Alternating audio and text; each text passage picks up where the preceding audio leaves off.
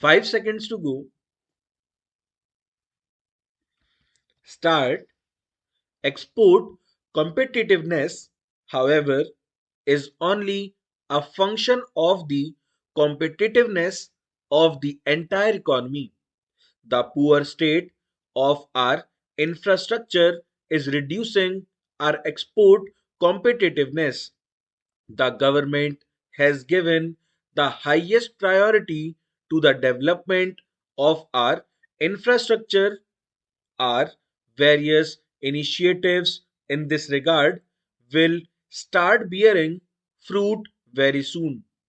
We have taken decisive action to speed up clearances for power projects and to expand and upgrade our airports and ports. The task force on infrastructure has formulated an ambitious national highway development project which I inaugurated in Bangalore earlier this month. Speed of movement of goods within the country and their shipment outside the country is critical for the success of our export efforts. The task force will soon present to the government an integrated national transport policy whose aim will be to create fast communication links for people and goods. Cheaper and reliable telecommunication links with the rest of the world are crucial for increasing the competitiveness of Indian exports. A new telecom policy is now on the anvil.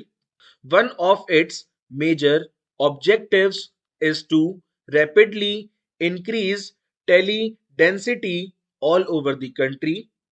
It will ensure that the prices of domestic long distance and international calls follow the global trend of sharp decline and become as cheap in India as in the rest of the developed world in the shortest possible time. The new telecom policy will also be a big boon to India's software exporters. You are already aware of the many steps taken by the government to make India a superpower in information technology. We have received an excellent response from the industry in this regard. A recent happy development has been the signing of the free trade agreement between India and Sri Lanka, which will bring closer economic integration in the South Asian region. I am confident that this agreement will lead to greater trade between our two countries, which share so much in common. It will also lead to similar initiatives with our other neighbors in South Asia so that this region can become a closely linked economic region with benefits flowing to all the countries. Friends, the global economic slowdown in the last 2 years, coupled with the meltdown in financial markets in East Asia and elsewhere, have hurt our exports.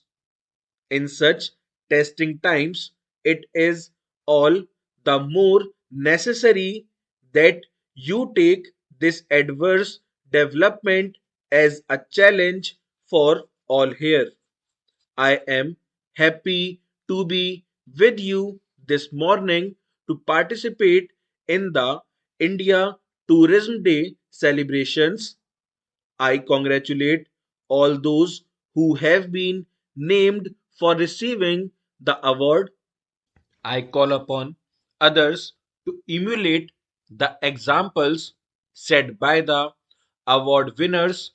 Redouble your efforts with a healthy competitive spirit and work hard to achieve excellence in attracting more tourists, both domestic and foreign.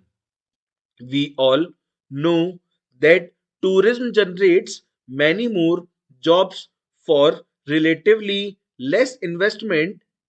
It is capable of creating large scale employment opportunities, particularly in rural and backward areas where there are many attractive sites for tourists.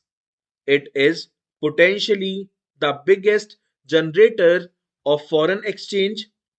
It is a non polluting industry. While foreign tourists generate goodwill for India around the world, domestic tourism is a powerful contributor to the cause of national integration. The government has therefore accorded high priority for the development of this sector through appropriate policies and programs. Tourism has often been misunderstood as an elitist activity without realizing its economic, social, and cultivation significance.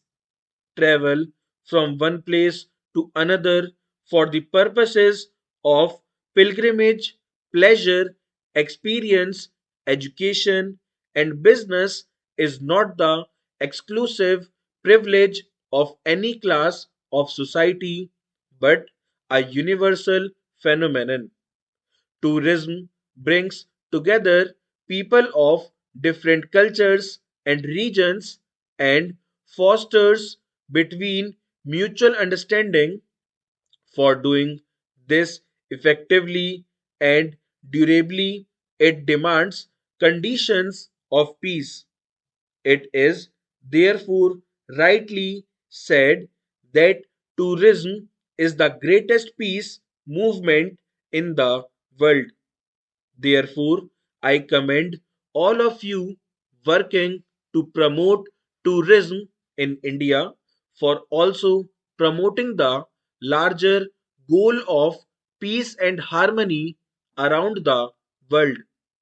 Friends, on a day like this, it is natural for us to celebrate what India has achieved in the field of tourism, but it is equally necessary to focus our attention on the gap between our achievement and our own targets, and also the gap between the progress of tourism in India and that in other countries of Asia and the world.